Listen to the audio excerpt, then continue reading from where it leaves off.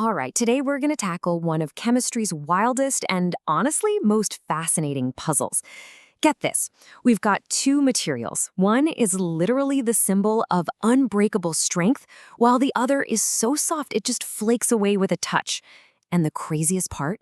They're made of the exact same stuff. So that's the big question, right? How on earth can pure carbon, just carbon, give us both a glittering, super hard diamond and the soft gray graphite in your pencil? It just doesn't seem possible. But the answer you'll see is incredibly cool, and it all boils down to one powerful idea. So let's jump in. Okay, first things first, we have to get this straight. We're talking about the exact same building block. Both of these materials, diamond and graphite, in their purest form, are made of nothing but carbon atoms. That's it. No other ingredients, nothing else in the mix. The entire mind-blowing difference between them just comes from how those atoms are holding hands. So let's crack open our first case file, the diamond. And trust me, thinking of it as a fortress is the perfect way to start. We're about to look at the molecular blueprint that gives diamond its legendary, almost mythical strength. To really understand a diamond, all you need to remember is one single number: 4. That's the magic number. Every single carbon atom inside a diamond is locked onto 4 and only 4 other carbon atoms. That number is the key to everything. So how are they locked together? Well, they're using something called a covalent bond. The best way to think about a covalent bond is like molecular superglue. It is an insanely strong connection where atoms literally share their electrons, locking them together in this super tight, super stable grip. So when every single carbon atom makes 4 of these super strong bonds, they create this perfect interlocking 3D shape. It's called a tetrahedron, which is basically a little pyramid with a triangle for a base.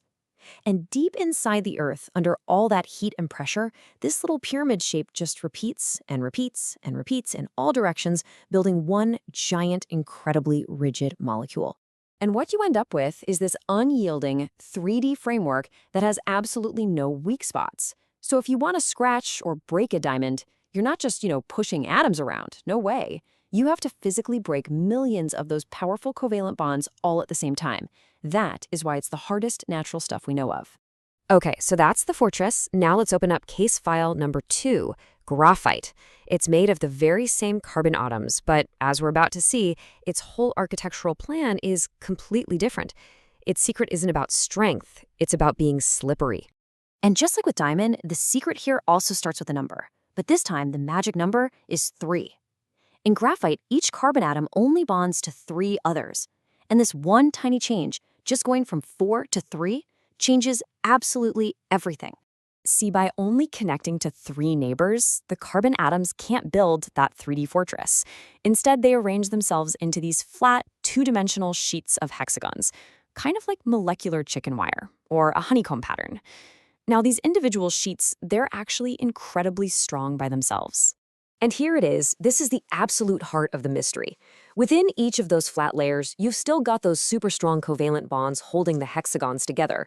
But, and this is the big but, the forces holding the different layers to each other are a totally different story. They're called van der Waals forces, and honestly, they're incredibly weak. It's like stacking sheets of steel, but holding them together with nothing more than static cling.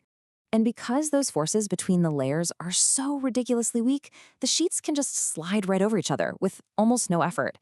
This is literally what's happening when you write with a pencil. You're not breaking the strong bonds in the sheets. You're just shearing off millions of these slippery layers onto the paper. It's why graphite is a fantastic lubricant, but, a pretty terrible choice for an engagement ring. All right, we've looked at both case files, we've seen the evidence, now it's time to put them side by side and let the whole picture just click into place.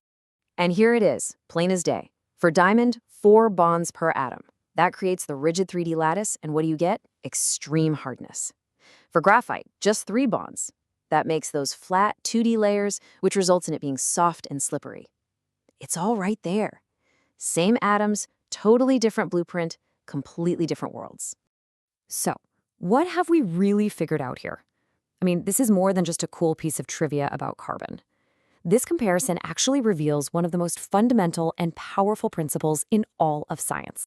And the crucial point is this: structure determines properties. That's the big idea. It's not just what something is made of that matters, it's how it's all put together that defines what it can do.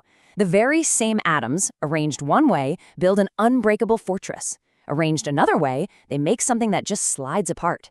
Two completely different worlds built from the exact same thing. And that leaves us with one last thought. If just a simple change in the atomic architecture can turn the hardest substance we know into one of the softest, well, what other materials that we see every single day are hiding completely different worlds just below the surface? What else is out there?